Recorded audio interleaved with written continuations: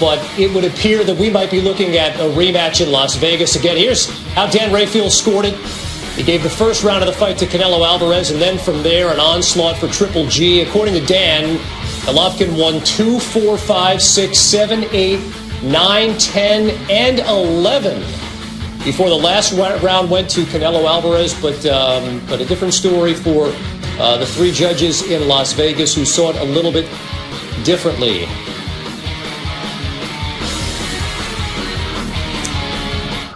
Hello. Stephen A., what's your reaction? Teddy Atlas feels it was Triple G going away. What's your reaction? Well, listen, I don't think it was Triple G going away. I thought the fight was closer. I had it 115, 113 for Triple G. But the reality of the situation is that this has been tarnished by a judge that clearly had no business judging the fight. Adelaide Bird, whatever her name is, 118, 110, she needs to be tested immediately. Makes no sense whatsoever. There's no way in hell that it's a 118, 110. That's a completely lopsided fight on either end. She had it for Canelo. There's no way on earth that Canelo won 118, 110. You want to sit up there and say a draw? Fine. You want to have him ahead by one round? I totally and emphatically disagree, but that's fine. It was a valiant effort on his part. He fought a tremendous fight, but Teddy's absolutely right. He fought in spots. He would connect with a good punch here or there. He would fight for 20 or 30 seconds, but after that, he'd take the rest of the round off while he was continuously and perpetually being stalked. Triple G couldn't find a right hand all night long. That much is true, but he was connecting enough to accumulate punches. I had him winning the fight 113. And again, it's not the fact that it's a draw. As much as I don't like it, I think it's weak because I want a decided winner. I don't want to hear draw. I do understand those who believe it was a close fight. But to have Canelo Alvarez winning 118, 110, that judge needs to be tested now. Not an hour from now, not 2 hours from now, not tomorrow morning. She needs to be tested now. Whoever he or she is, Adelaide Bird, whoever it is, 118, 110, they didn't know what the hell they were watching. They weren't watching a boxing match tonight that everybody else, millions on pay-per-view and thousands in attendance, were watching. This judge does not know what they're doing. I'm not going to talk about getting fixed and all of that stuff. I'm not going to discredit the sport that way. But I'm going to tell you, this particular judge did not show up to work tonight. Something is wrong. They didn't know what they were doing. 118, 110, please. Well, Stephen A. doesn't want to go there, but Teddy, I get the sense that you want to go. When you say corruption, I don't discredit the sport. I discredit the so-called executors of the sport, the people that are supposedly supposed to be enforcing the sport, looking out for the sport, ruling over the sport. I put an indictment on them. An indictment on them. They are corrupt. I have no problem saying it. They are corrupt. There's no way that you see 118 to 110 for Canelo and you say, well, it's just a mistake. It was just my judge. No, it's not a mistake. That can't be a mistake. Look, this sport has shown history. I'd like to respond. We all want to ignore it, but this sport has shown history of corruption. The IBF years ago, Bob Lee, the president, he got caught on videotape taking money. He was the president of the IBF. Everyone forgets a few years ago, there was a woman judge, $30,000 wound up in her bank account after a bad decision. What is that? What is that? Hold it. May I respond? Go ahead, Stephen A. May I respond? Teddy Atlas is a treasure to this sport. I'm proud to call him a colleague, and I appreciate his candor and his honesty. But I don't care what sport you pick. There are always individuals in there who are either corrupt or inept, incompetent, or all three, even though I would lump inept and incompetent in the same breath. The point that I'm trying to make is the actions of one individual or even several individuals does not contaminate the entire sport. Teddy Atlas, I don't blame him for feeling the way that he feels because he's a treasure to the sport. He has honored this sport for decades. I know when I talk boxing, I want to hear what he has to say. He has counseled me on many occasions. I love the man like my brother and colleague, but I am not going to sit up here and condemn and indict the entire sport of boxing. Tonight, it was one judge. Her name was Adelaide Bird, who did not show up to work, or showed up to work with something clearly wrong with her, she needs to be tested for something, because something is wrong if you judge the fight 118-110. But that is one individual. You can eradicate them, make sure they don't judge the next fight or the fight after that, and go on from there. Certainly there's money in a rematch. We understand that. You had people that were sitting next to me in the media section, Teddy, that really thought it was a draw. I emphatically disagreed with them. But the fact that it was a draw is not the issue here. The issue here is the 118-110 score. If you had somebody picking Triple G 115 to 113, and then you had another judge picking him to lose 115, 113, I don't think anybody could sit up there and look at the sport and say, oh, it's rigged, it's fixed, or anything like that. It's the one judge that judged it 118-110. Let's put it in perspective and look at it that way. Again, the sport, and I love Steven, the sport is a great sport. It's the greatest sport of all. You made your living in it. The greatest sport of all. It's the only sport. This life, this world can be unfair, okay? Sometimes we make too many excuses, we do, and we try to play ourselves as victims, and we're not victims in this beautiful country. We can be anything we want to be. But sometimes, even with that, life is unfair. This is the sport, the one sport where on any given night, a kid from anywhere, from dirt floors to where he was, from a country that he didn't have the rights, he didn't have money, he had nothing but poverty, he didn't have parents, he didn't have anything. But he had it in his chest, in his heart, to work hard, to get in that ring, to be ready, to be trained. And on one given night, he can have his hand raised and be called champion of the world and make life fair, make the world fair. It's the only sport that can do that. The sport is beautiful, but the administrators of the sport, they stink. Teddy, my man. You know, I got a dear friend of mine. His name is Jeff Brown. He's out in California. I've known him all my life. He has a saying, fair is a place where they judge pigs. It does not exist. You've known this for many more years than I have. Just because you have somebody that's incompetent, and just because you have someone that makes it look unfair, let's not indict the entire sport. Steven, it's a damn shame. It's a damn shame. We're going to be doing this again a month from now. We're going to be doing this again 3 months from now. And a lot of sports. But not as much as this sport. I love the sport of boxing too much to do that to them. I'm not going to do that to the sport. This decision by this judge was bogus. The environment, the landscape of the sport is set up to be corrupted.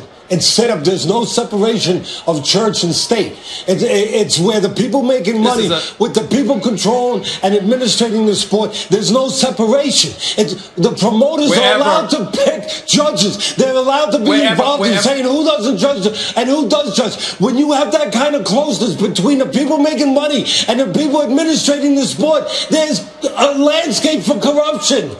You can't put people together like that. One person wants to make money. The other person is supposed to be in charge and be the police. You can't put them together like that. Teddy, wherever there's big money, there's room for corruption. We understand that, but that's not restricted to the sport of boxing. At the end of the day, two guys got in the ring. They fought valiantly for 12 rounds. We have a problem with one judge's decision. That's what this comes down to. We have a problem with one judge's decision. There's money to be made in the casino business, but there is an oversight board to make sure there's no corruption. There's no oversight board in boxing. There's no commission. There's no national commission. No federal guidelines. Nobody looking and saying, can't do that.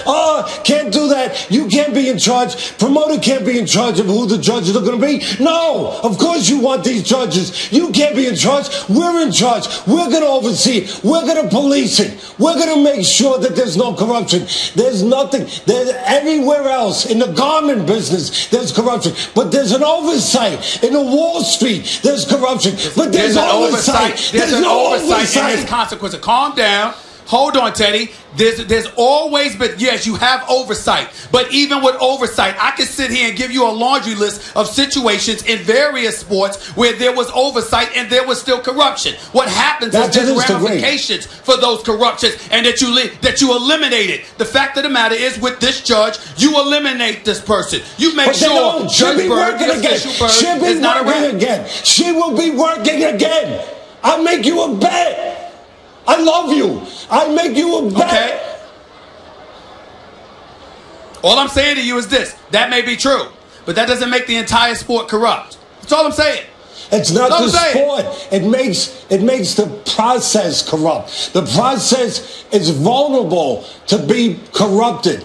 I'll tell you this much. I don't like the outcome, Teddy. Hold on, Teddy. I don't like the outcome. I especially abhor the decision by the judge. But I will tell you this. I saw a great fight tonight. That was a sensational fight on the part of Triple G and Canelo Alvarez. And everybody who came here got their money's worth. Now, the decision was bogus. Make no mistake about it. Draws are weak as far as I'm concerned. Pick a damn winner. You got me there. There's no denying that. 118, 110. I've said enough about that daggone judge. As far as I'm concerned, she should be exiled from the sport of boxing for making such a bogus decision like that. But at the end of the day, what we paid to see, what Golden Boy Promotions put together, let's give credit where credit is due. We got a hell of a fight tonight. Canelo Alvarez showed up. Now, I don't think he won the fight, but he put forth an incredible showing. I was very proud and respected his effort. And as far as I'm concerned, if it was anybody other than Triple G, I think he would have knocked him out because he hit Triple G with some haymakers, and Triple G just kept coming. But Triple G, as slow as a snail, couldn't connect on a right all night long, was still accumulating points, got a body shots, hit left hooks, caught with a couple of rights, even though he missed about 90% of them.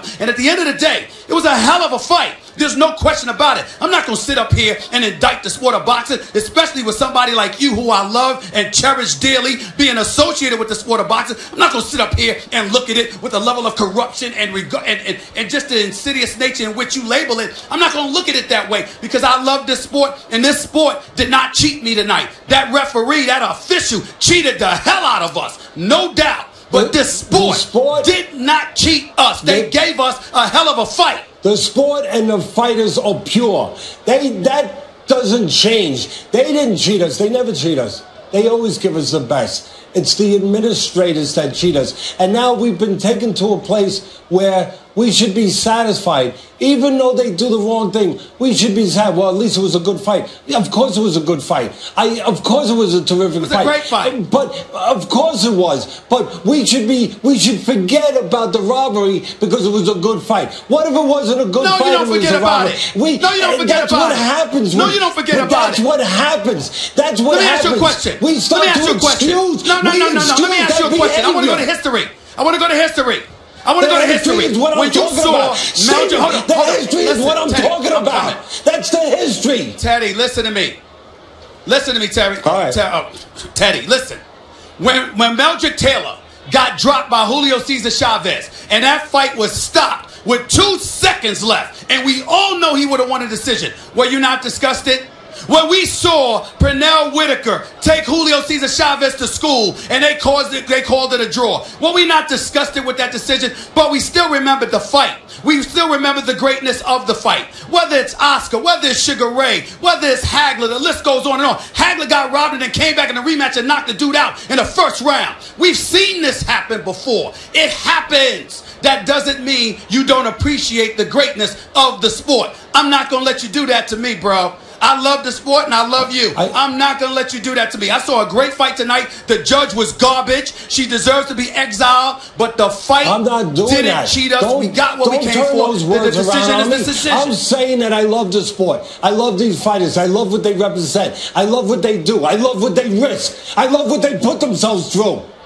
I don't love the administrators of this sport.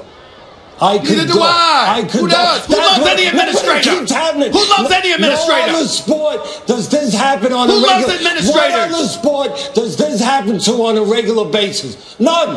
What other sport do you see people saying we love the administrators? What's wrong with you, Teddy? Even in the NFL, everybody decries Roger Goodell. Nobody loves administrators. Listen, don't twist it around because you're a college graduate and you're trying to twist it around and be real quick on your words. Stop that crap. Stop it.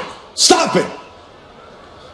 We're talking about, let's be straight here. Nobody loves administrators. Come on, let's stop it. There is no administration of a sport it's a bogus decision. that has been worse than boxing. Nobody has a worse track record than boxing. Nobody. And other sports. That's true. That's sports, true. I'm not arguing that. And again, I'm just saying it doesn't take away from the greatness of the fight. Other sports have an oversight, a police station, something that at the end of the day, they try to get it right. They look at it. They correct it. They make sure that at least they're there to keep the wolf from the door. There's nobody there to keep the bad wolf from the door in boxing. There is nobody policing it. This stuff goes on too often. Too often, Stephen. Too often, Stephen. I wouldn't say too often. It's happened enough. There's no doubt about that. But the bottom line is we saw a great fight tonight. We've seen a lot of great fights. We go to the boxing matches every time thinking that the judges, hopeful that the judges will see the fight as we've seen it. So most times they do, sometimes they don't, and other times they are absolutely positively egregious and there's no excusing it, and those referees, those officials should be banned. But outside of that, it is what it is. Fair is a place where they judge pigs, man. It doesn't exist. And we can't expect fairness all the damn time, particularly when there's big money to be made in a rematch. I understand where you're coming from. You're right about that. But it is what it is.